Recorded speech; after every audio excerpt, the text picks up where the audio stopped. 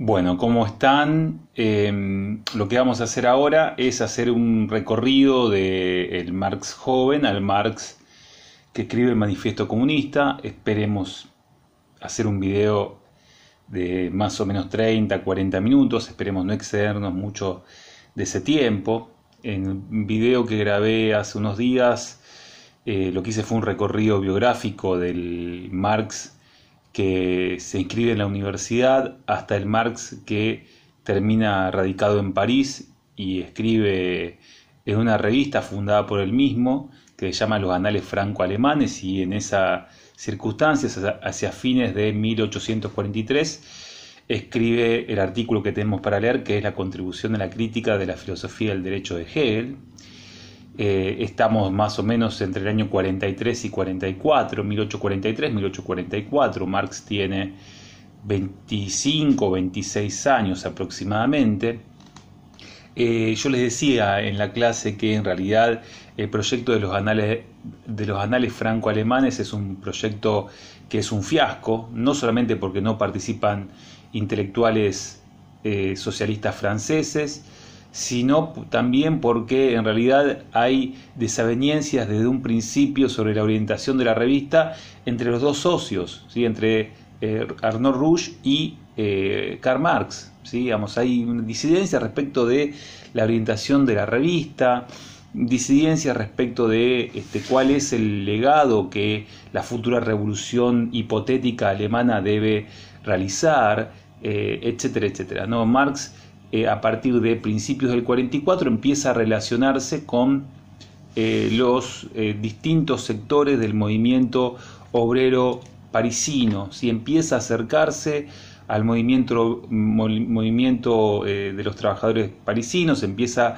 a agruparse y a contactarse con las distintas expresiones de esa gran diversidad multifacética que es el socialismo francés en esta época. Es uno más entre diversos intelectuales, militantes políticos que están agregándose en torno de eso que se llama en ese momento como comunismo, ¿sí? Que es una mezcla de distintas orientaciones, distintas vertientes, etcétera, etcétera. Hay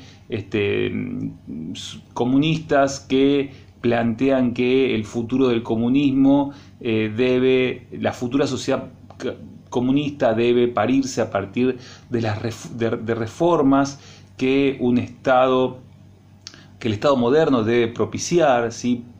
Fundamentalmente motorizando lo que es el voto universal para todos los habitantes de cada país, posibilitando también medidas progresivas contra la renta y contra medidas también que intenten limitar el derecho de la herencia, también planteando, por ejemplo, que sea el Estado el que constituya talleres de trabajo para los desocupados. Esa es una orientación específica. Otra orientación plantea, por ejemplo, la posibilidad de construir sociedades comunistas en algún tipo de lugar deshabitado, ¿sí? A partir de esa construcción desde un grado cero, digamos, una sociedad constituida desde un grado cero, como lo había esbozado Tomás Moro en aquel texto recordado del humanismo inglés, Utopía, intentar de alguna manera poner en carnadura, digamos, esta hipótesis de una sociedad perfecta, ¿sí? Que de alguna manera destruya, digamos, los lazos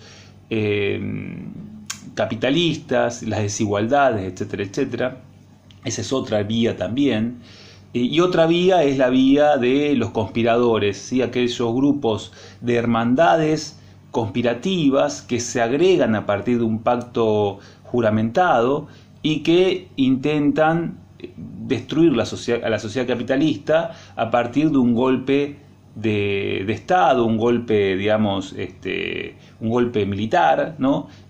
Instaurando algún tipo de dictadura transicional para construir una futura sociedad socialista, ¿sí? Esas son hipótesis divergentes que a veces también están mezcladas, ¿no? Acá hay mucha mezcla, mucho bullicio respecto de qué forma se puede cambiar la sociedad capitalista y sus alrededores. Bueno, Marx está pululando en esas aguas, ¿sí? Está participando de estos debates, ¿sí? Aparece intelectuales y también militantes políticos como Etienne Cabet, aparecen también Leroux, aparecen también militantes como Blanqui, como Bakunin, ¿sí? Compañeros de ruta que empiezan a parecerse a Marx, ¿no? Como Engels, que a partir de 1844 empieza a tener un lugar central en la trayectoria política de Marx, pero podríamos decir que ya para 1844 Marx ya ha planteado un par de cuestiones importantes para su trayectoria, ¿sí? Primera cuestión, bueno, plantear, ¿sí?, que en realidad la emancipación humana del futuro tiene que ver con el comunismo, ¿sí? Y que esa emancipación humana no tiene que ver simplemente con una mera emancipación política o jurídica, ¿sí? La igualdad que el comunismo hace carne tiene que ver con una igualdad total entre los seres humanos y tiene como eje central la comunidad de bienes y la destrucción de las relaciones capitalistas. Esa es la primera, digamos, el primer punto, digamos, central, la primera conclusión también a la cual está llegando Marx. La segunda es precisamente una visión crítica sobre el legado de la Revolución Francesa en el presente, ¿no?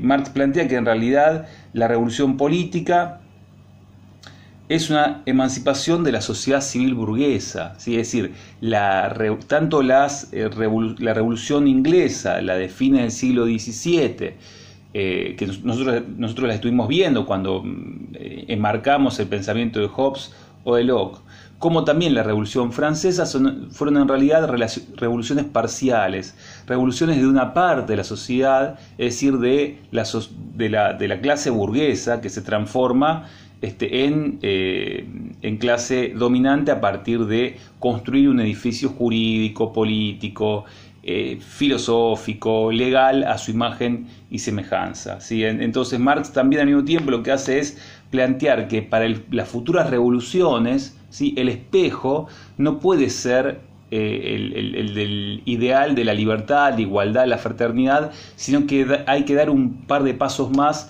en relación a esa trayectoria, ¿sí?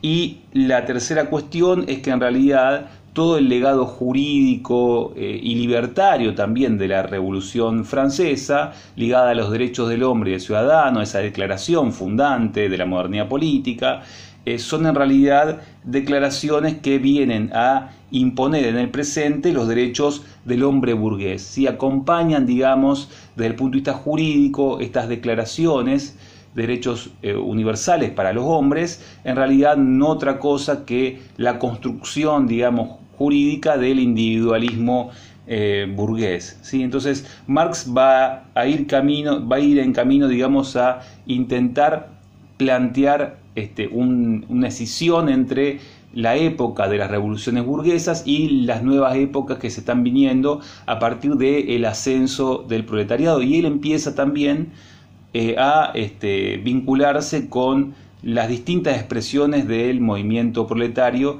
que está en plena efervescencia en la Francia de 1840, pero también en la Europa de 1840. En 1844-1845 él escribe el primer libro que escribe con Engels, que se llama La Sagrada Familia, ¿sí?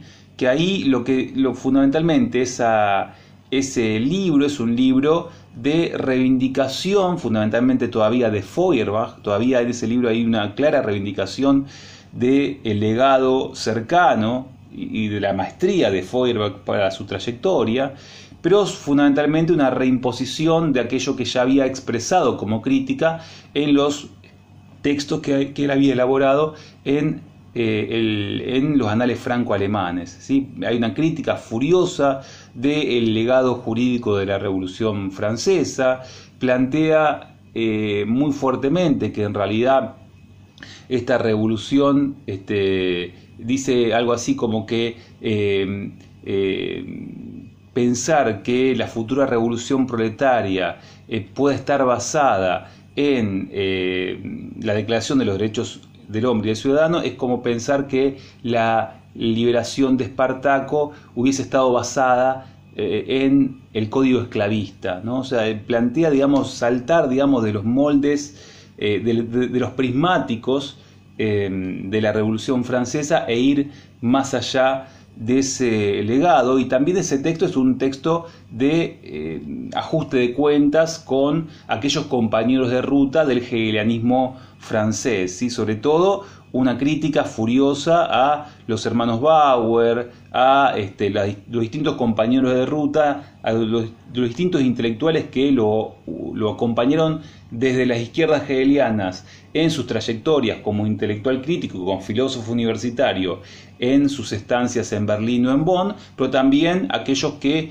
habían colaborado de alguna manera en esta publicación, La Gaceta Renana, ¿sí? Un libro de ajuste de cuentas, ¿sí? Escrito a medias con Engels, ¿sí? De 1845, de marzo de 1845, son las famosas tesis 11, ¿sí? Que en realidad estas tesis 11, ustedes saben que son 11 tesis que se publican después de muerto Marx, que son muy importantes para delimitar cuál es la trayectoria intelectual de Marx. Acá por primera vez Marx está saldando cuentas contra Feuerbach, quien había sido su gran inspirador, su gran albacea de alguna manera, su letra más orientadora en su trayectoria de conversión hacia el comunismo, ¿sí? Plantea en esas tesis 11 que el materialismo de Feuerbach es un materialismo contemplativo,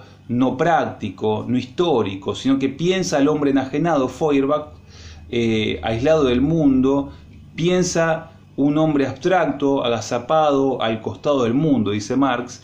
En realidad, Feuerbach nos sirve para pensar la alienación individual, pero no para pensar la alienación en el tiempo histórico, en las relaciones sociales, etcétera, etcétera, ¿sí? Y plantea que en realidad aquello que Feuerbach llama como esencia humana es en realidad el conjunto de las relaciones sociales, ¿sí? De la esencia humana es imposible escindirla de el conjunto de relaciones históricas, relaciones sociales, etcétera, etcétera, ¿sí? A partir de acá, para precisamente poner un punto de quiebre entre el materialismo demasiado contemplativo de Feuerbach y el idealismo demasiado ligado al cambio de la conciencia de los compañeros de ruta hegelianos, es que él inventa la palabra, el concepto praxis, ¿sí? El concepto praxis, de alguna manera, lo que plantea es precisamente salir de esa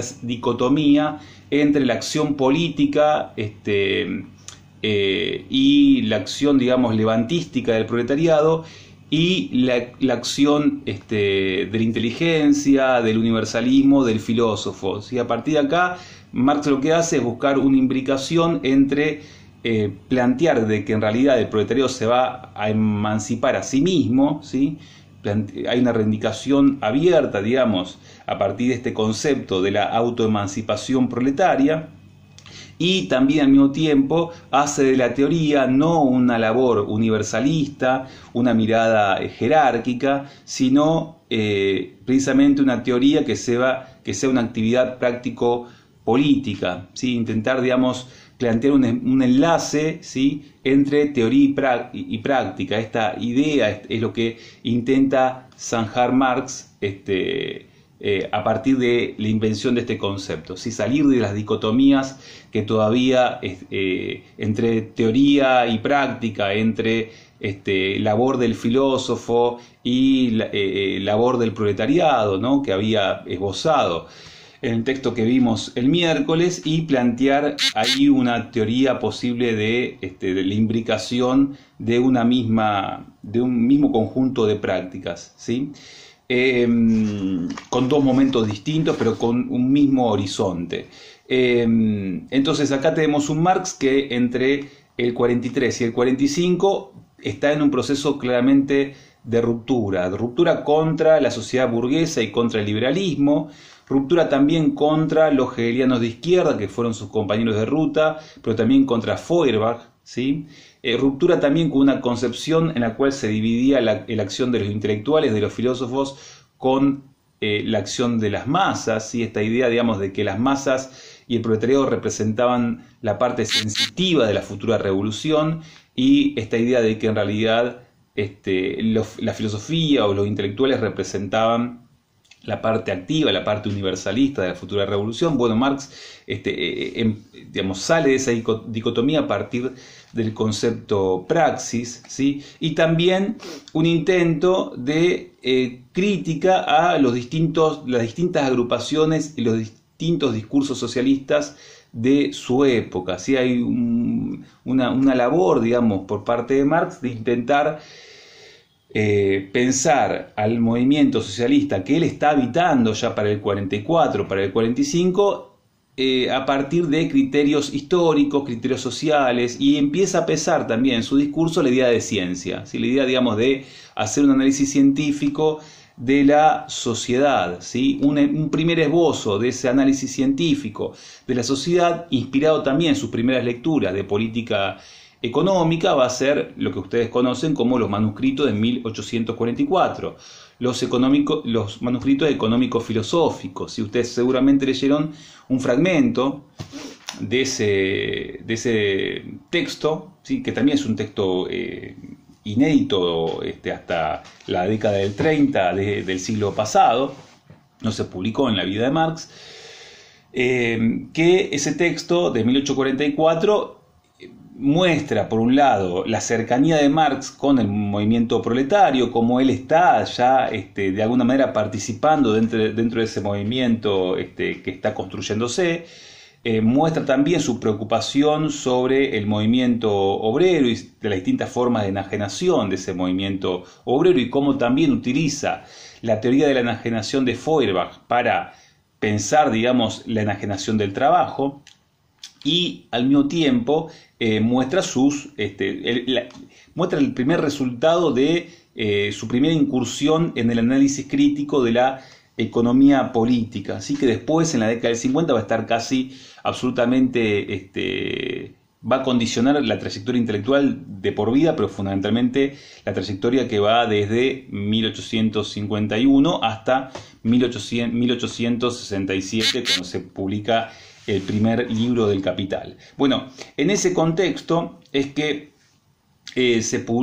Marx y Engels, entre septiembre del 45 y mayo del 46, se ponen a escribir nuevamente un libro en conjunto que se va a llamar La ideología alemana. Si ustedes leyeron la introducción de este libro, que se llama Contraposición entre la concepción materialista e idealista de la historia, ¿sí? Ahí hay claramente por primera vez una crítica abierta a Feuerbach, ¿sí? Es una crítica, digamos, a esta mirada del materialismo demasiado contemplativo e individualista, de la mirada de la enajenación humana para Feuerbach, y ahí Marx, digamos, Marx y Engels plantea por primera vez su concepción de la historia, ¿sí? Este es un texto que no consigue editor, ¿sí? Digamos, ahí no hay grandes inversores para publicar un libro de 600 páginas, un libro que hay que intentar leerlo entero, ¿sí? Digamos, es un libro maravilloso desde el punto de vista de la polémica pública, de cómo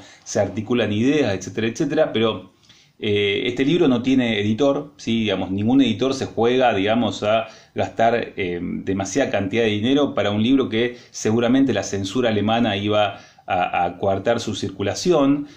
Además, las dimensiones absolutamente abrumadoras del mismo impiden su publicación. El libro termina simplemente en los cajones, digamos, de trabajo de Marx o de Engels, pero ahí, de alguna manera, en este libro uno puede saber, cuando este libro es publicado en la década del 20 por el Instituto Marx-Engels en la Unión Soviética, uno puede ver cómo acá aparece un momento importante en la trayectoria de Marx y de Engels, este libro, ¿no? Por un lado, aparece una concepción del Estado, ¿sí? Digamos, un planteo donde Marx dice que en realidad el Estado moderno no es otra cosa, digamos, que la gerencia general en la cual se dirimen los asuntos burgueses. Acá ya Marx plantea en realidad que el Estado es un instrumento de la clase dominante para perpetuar su existencia. De ninguna manera es el lugar, digamos, de composición del bien común, sino que es un estado de clase, y ese estado moderno es la llegada al poder precisamente de la clase burguesa, construyendo su dominación social, y al mismo tiempo es un texto en el cual se plantea que para digamos, el futuro comunista de la sociedad, el futuro comunista de la sociedad no tiene como principal motor la buena conciencia de los hombres, la reforma de las conciencias, ni tampoco hay un futuro absolutamente prefijado por el destino, ni tampoco por algún tipo de recuperación del cristianismo primitivo, ni nada que se le parezca. Lo que hay, dice Marx, es un carácter necesario en la historia moderna que lleva a que sea el proletariado la clase que pueda vencer a la burguesía y construir una sociedad comunista. Si intenta Marx darle una carnadura de tipo social e histórica a la emergencia de lo que él llama como proletariado, como una clase que es la única capaz de terminar con el sistema capitalista y hacer entrar a los hombres en una verdadera sociedad humana, ¿sí? Es decir, el comunismo no es un producto del arrojo de algunos conspiradores, tampoco es producto de la reforma de las conciencias, sino que fundamentalmente es la emergencia de un producto histórico, ¿sí? Plantea también ahí que el proletariado precisa de procedimientos revolucionarios para poder destruir a esta sociedad capitalista, que debe agruparse y construir sus propias herramientas, y dice, el proletariado se convierte en clase en su propia lucha, ¿sí? Hay un elemento en la propia lucha en la cual contra la clase burguesa y contra los residuos del antiguo régimen es que el proletariado se va constituyendo en una clase que puede precisamente antagonizar contra la burguesía, pero plantea que este proceso de constitución como clase del proletariado está en plena emergencia, en pleno proceso de constitución, ¿sí? Que de última lo que se trata es darle un tipo de mirada universalista y una mirada también histórica a esta emergencia, que no es otra cosa que un producto histórico. En esos años, cuando están escribiendo este texto sin editor, ¿sí? Que nunca se publica, que es la ideología alemana, es que Marx ingresa a la Liga de los Justos. Marx, yo les decía en la clase del miércoles, decía, en marzo de 1845 Marx es expulsado de Francia, ¿sí? Por sus actividades políticas, se lo expulsa de París y él termina radicado en Bruselas, construyendo junto con Engels, que está en Manchester en ese momento, construyendo un comité de correspondencia comunista, intentando de alguna manera construir algún tipo de conexión entre los comunistas de Europa y también de alguna manera ejercer algún tipo de impronta teórica para este universo tan heteróclito, diverso, que es el comunismo en la década del 40 a nivel europeo, ¿no? O sea, en Europa hay un movimiento comunista muy diverso, muy heterogéneo, donde aparecen un gran cuerpo, digamos, de exiliados alemanes, que sobre todo están agregados en torno de una agrupación que se llama la Liga de los Justos, y Marx empieza también a entablar relación con estos emigrados alemanes que intentan precisamente en un cercano futuro hacer una revolución en Alemania, si se puede por medio de la fuerza, ¿no? Por medio de algún tipo digamos, de avanzada militar en contra del régimen monárquico prusiano que los ha expulsado del país. Bueno, Marx está, digamos, pululando por Bruselas con Engels, intentando establecer relaciones, también intentando, digamos, entrar dentro de lo que es la esfera de las distintas polémicas que hay en esa época, etcétera, etcétera, ¿no? Es ahí, en ese contexto en el cual a Marx y a Engels le proponen ingresar a la Liga de los Justos, ¿sí? Ingresan, digamos, entre 1846 y 1847, ellos terminan ingresando a esta agrupación que se llama la Liga de los Justos. Y lo primero que debaten es el posible cambio del nombre, ¿sí? La idea de la Liga de los Justos es una idea para Marx y Engels demasiado anclada a una teoría conspirativa de la revolución, demasiado ligada a la posibilidad de dar un golpe a partir del arrojo de algunos militantes entrenados. No les gusta demasiado esta mirada demasiado no violenta, sino fundamentalmente cerrada sobre sí misma del cambio político y social. Sobre todo tampoco les cierra demasiado esta hermandad cerrada sobre este modelo organizativo de hermandad cerrada sobre sí misma, ¿no? Esta idea, digamos, de que una organización esté cerrada sobre sí misma con un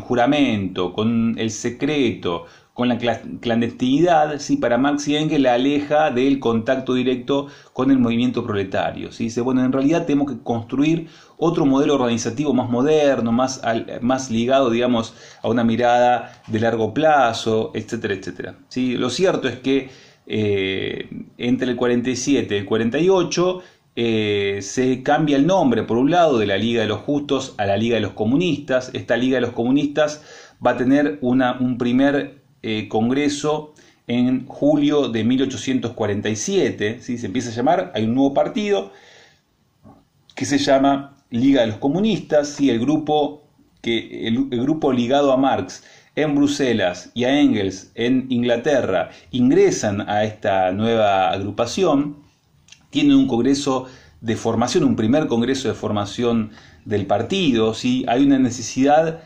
muy grande también a nivel europeo de esta Liga de los Comunistas de buscar algún tipo de acuerdo programático, ¿sí? Algún tipo de cohesión que de alguna manera termine con la desunión y la circulación, digamos, de concepciones no disímiles pero sí alternativas respecto a qué implica el comunismo. Entonces se empieza a plantear de que, bueno, estamos de acuerdo que nuestra vía no puede ser reformista, nuestra vía no puede ser contemplativa, nuestra vía debe ser revolucionaria, pero bueno, si no somos ni conspiradores, pero tampoco ovejas, ¿para qué lado vamos a rumbear nuestro pensamiento para qué lado, digamos, qué posiciones en común tenemos los comunistas, cuál es nuestra visión del presente, qué pensamos de la sociedad capitalista, qué pensamos de la burguesía? Bueno, tenemos que acordar estos principios comunes que todavía a partir de la dispersión, del exilio, de la emigración,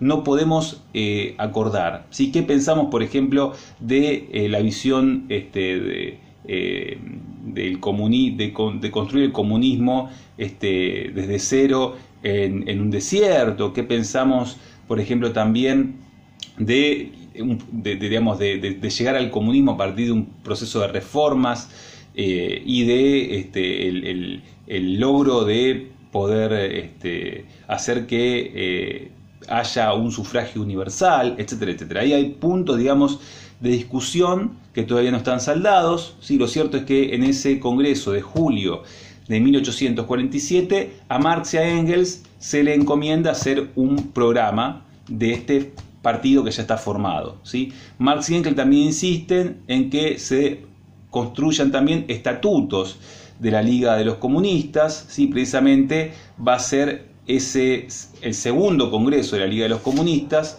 que se produce entre noviembre y diciembre del 47, el que va a darle estatutos a este nuevo partido, ¿sí? Estatutos que intentan precisamente marcar, primero, cuál es la finalidad de esta agrupación, en segunda cuestión, ver cuáles van a ser las relaciones dentro de los comunistas. Plantean también la idea de cómo se va a organizar cómo se va a organizar este partido político entre digamos las distintas secciones, ¿sí? Cómo se plantea la posibilidad de que exista un congreso anual que de alguna manera decida anualmente la orientación del partido. Se plantea también la idea de que sea que todos los militantes tengan que dar algún tipo de aporte obligatorio mensual para sostener el partido. Se plantea la idea de que también debe haber un juramento de todos los miembros que ingresan al partido, pero ese juramento no es un juramento como el juramento de sangre de los conspiradores, sino que es un juramento ligado a un programa político, a una orientación, etcétera, etcétera, ¿no? Y en ese segundo congreso, donde se elaboran los estatutos de este partido político, la Liga de los Comunistas, es que se le insiste a Marx y Engels que escriban el bendito programa del partido, ¿sí? Ahí es interesante ver cómo inclusive hacia el 20 de enero de 1848, una de las secciones de Bruselas, del Comité de Bruselas de la Liga de los Comunistas, insta a Marx y a Engels de que terminen presentando este famoso programa del partido, porque si no se lo va a encargar a otra persona, o lo acusa, digamos, de reprimenda por no haber cumplido con algo, digamos, que se habían encomendado y habían garantizado que iban a hacer, ¿no? O sea, ahí hay una cuestión de un atraso durante meses, digamos, donde claramente entre Marx y Engels están debatiendo cómo presentar este programa partidario, qué forma darle, qué estructura darle, cómo presentar al mundo esta nueva concepción, ¿sí?, que es la de los comunistas, etcétera, etcétera, etcétera. Sí, digamos, este es un texto que se hace desear bastante, termina siendo presentado a principios de febrero de 1848, ¿sí? Obviamente se edita el 14 de febrero de 1848, ¿sí? Digamos, sale a la luz pública el 14 de febrero de 1848, y el problema que tiene el texto es que 10 días después, ¿sí?, estalla, el 24 de febrero, 10 días después de 1848, en París estalla una revolución popular, ¿sí?, en contra de la monarquía Orleans. Luis Felipe, a partir de la movilización popular, es expulsado del poder, ¿sí? Y el texto queda como a destiempo completamente, porque es un texto pensado a largo plazo, de índole programática, panfletaria, etcétera, etcétera, queda absolutamente a destiempo respecto de un proceso coyuntural revolucionario que hace que Marx, por un lado, se traslade desde Bélgica a París, que en París es recibido, digamos, con honores por haber sido expulsado por el régimen sacado del poder. Y después rápidamente va hacia Renania. ¿Para qué? Bueno, para intentar fomentar esta revolución que tiene tintes europeos, ¿no? Para fomentar esta revolución que era una promesa en contra de la monarquía prusiana, y el mismo camino hace desde Inglaterra a Engels, ¿sí? Entonces, la revolución del 48 lo que hace es desdibujar, digamos, para la coyuntura, la importancia de este texto, el Manifiesto Comunista. Después este texto va a tomar importancia y va a ser resignificado y escolarizado también a partir, por un lado, de lo que son las lecturas después de muerto Marx por parte de la Segunda Internacional, ¿sí? Y también, obviamente, por sus distintas lecturas en sede universitaria, ¿no? Pero bueno, en su propio contexto, el Manifiesto Comunista es un texto que medio que se pierde dentro de lo que es el maremoto de la historia, y sobre todo en un epicentro insurreccional y revolucionario como es el que se abre a partir de fines de febrero de 1848, no solamente en Francia, sino en toda Europa, ¿sí? Ante ese vendaval, el texto queda como a destiempo, ¿sí? ¿Qué se van a encontrar en el texto? Y se van a encontrar muchas cosas, ¿sí? Digamos, lo primero es, fíjense, el tema del fantasma recorriendo Europa, el fantasma del comunismo, ¿sí? Un fantasma que todavía no es nombrado del todo, no se sabe bien qué quiere decir ser comunista, sino que todo el mundo, ¿sí?, todos los sectores reaccionarios lo atacan, ¿sí?, a todos los adversarios, de cualquier movimiento popular acusan a los otros de comunistas. Entonces, de alguna manera, Marx lo que dice acá, Marx y Engels lo que dicen acá es, bueno, vamos a construir un orden de sentido respecto de qué implica ser comunista, ¿sí? Vamos a darle carnadura a este espectro que pulula por Europa y todos nominan como el gran enemigo, ¿sí? Y al mismo tiempo es un texto que intenta polemizar, ¿sí? Digamos, polemizar en contra de quién, bueno, polemizar en contra del mundo y sus alrededores, pero fundamentalmente en contra de la ideología burguesa, ¿sí? No es un texto que intenta girar en torno de articular una hermandad ligada a la fe, como eran los artículos de la Liga de los de la Liga de los Justos, ¿sí? Sino que intenta fundamentalmente construir a un adversario de clase, y ese adversario de clase es la burguesía, ¿sí? Intenta polemizar con la burguesía y su ideología, su mirada del mundo, su estado, su historia, etcétera, etcétera, ¿sí? Tiene el texto 3 capítulos, ¿sí? Piensen también este texto como una estructura, ¿sí? Una introducción donde se presenta el fantasma, un primer capítulo, burgueses y proletarios, ¿sí? Burgueses y proletarios, que ahí lo que hay fundamentalmente es un intento de construcción de la historia moderna, una historia ligada a la aceleración y la metamorfosis continua de todas las relaciones de producción. Marx dice acá, bueno, en realidad la burguesía ha revolucionado todos los sistemas de relación, ha revolucionado todas las formas de vínculo entre los hombres, ¿sí? Ha destruido, digamos, los lazos tradicionales, religiosos, y ha impuesto el frío pago al contado como elemento esencial del vínculo entre los hombres, ¿no? Entonces, por un lado hay algo así como una reivindicación, ¿sí?, de la labor destructora de los antiguos regímenes de producción de la burguesía, pero al mismo tiempo una marca en la cual se avisora que a la burguesía también le está llegando su hora y que hay una emergencia, digamos, de un antagonista, que es el proletariado, que va a ser, digamos, de alguna manera la clase vengadora. Por otro lado, aparece entonces el proletariado como sepulturero de esta burguesía que vendría de alguna manera a representar la emergencia también de este mundo moderno que está continuamente en movimiento y en fluidez permanente, ¿no?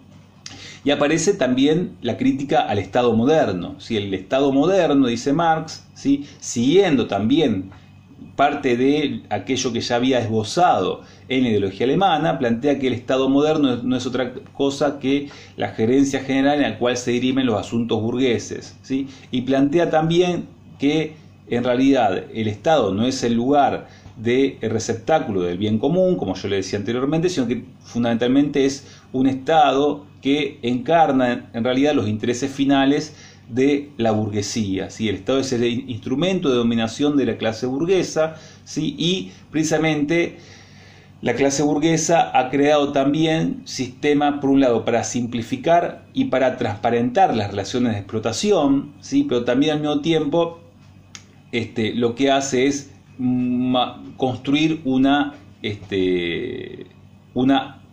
opacidad de las relaciones de explotación a partir de esa igualdad formal que construye como elemento fundamental desde el punto de vista jurídico, ¿sí?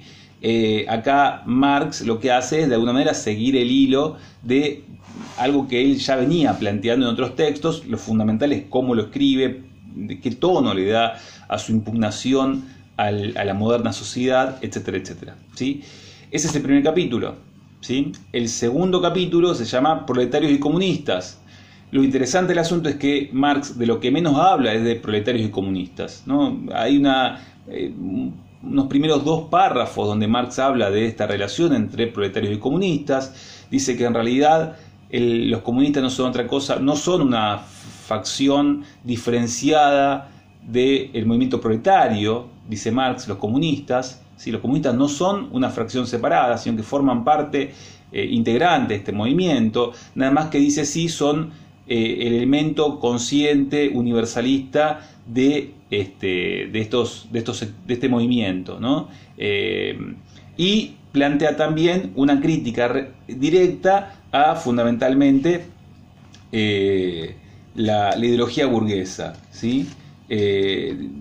Critica ahí específicamente la ideología burguesa en cuanto a las relaciones familiares, critica ahí la mirada que tiene la burguesía en torno de cómo los comunistas quieren tratar el tema de cómo quieren abolir la propiedad, discute contra la ideología inclusive sobre las mujeres que tiene la burguesía, etcétera, etcétera. Si hay, de alguna manera intenta crear una situación de polémica, antagonizando ahí dos concepciones distintas de la sociedad y del futuro de la humanidad, ¿sí? La de los comunistas, que de alguna manera la representa como algo acabado y como una concepción ya consolidada, ustedes saben que eso no era algo real, contra la de su antagonista directo, que es la de la burguesía, que implica, digamos, la eternización de las desigualdades, de la propiedad privada, de los medios de producción, etcétera, etcétera. El usufructo de una libertad que en realidad representa simplemente la libertad de los libres contratantes, etcétera, etcétera, ¿sí?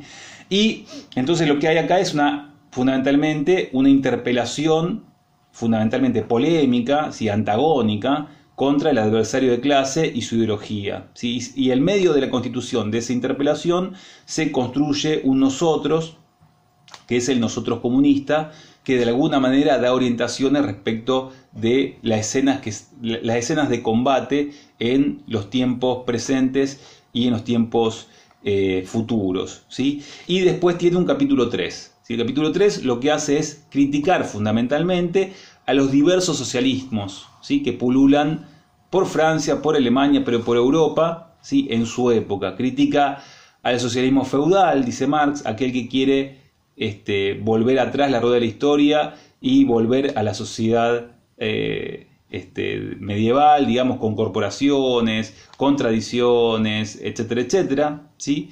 Critica al socialismo burgués, aquel que quiere, digamos, mejorar las condiciones de los obreros a partir simplemente de realizar reformas, y critica también al socialismo utópico, ¿sí? Digamos, esta va a ser la posición, digamos, en la cual Marx intente atravesar, digamos, esta polémica entre la posición que tienen los reformistas, ¿sí? Y la posición que tienen los conspiradores, ¿sí? Fundamentalmente. Marx dice, bueno, en realidad la futura revolución va a ser una revolución violenta, organizada, ¿sí? Por este movimiento proletario que se está constituyendo, y lo cierto es que para poder construir esta futura revolución violenta, precisamos precisamente la lenta construcción y consolidación de esta clase obrera, ¿sí? Bueno, esto simplemente, estoy en 43 minutos, simplemente para que ustedes tengan una mirada panorámica muy escueta de lo que es el texto del manifiesto comunista, y para que puedan inscribirlo también dentro de lo que es una trayectoria biográfica de Marx, ¿sí? Lo peor que podríamos hacer con Marx es plantear que hay un solo Marx que va en derechura hacia su eternidad y su consagración como un texto canonizado. En realidad, Marx tiene muchos puntos ciegos y muchos puntos, digamos, de muchas épocas, digamos, muchas trayectorias en un mismo recorrido, y va a ser un momento muy importante, ¿no? Aquel que va desde su llegada a París, su ligazón con las distintas expresiones del movimiento comunista y socialista de su época, hasta llegar, digamos, a crear a participar en la creación de un partido de nuevo tipo, como es la de la Liga de los Comunistas, y escribir su programa, ¿sí? Bueno, yo corto acá entonces, me pasé un poquito de tiempo, pero bueno, no es tan grave, me parece, dado el tema tratado. Un saludo grande, y en un rato no, sino que el día lunes o martes, por ahí, tengo pensado hacer un video sobre el 18 Brumario de Luis Bonaparte. Un saludo.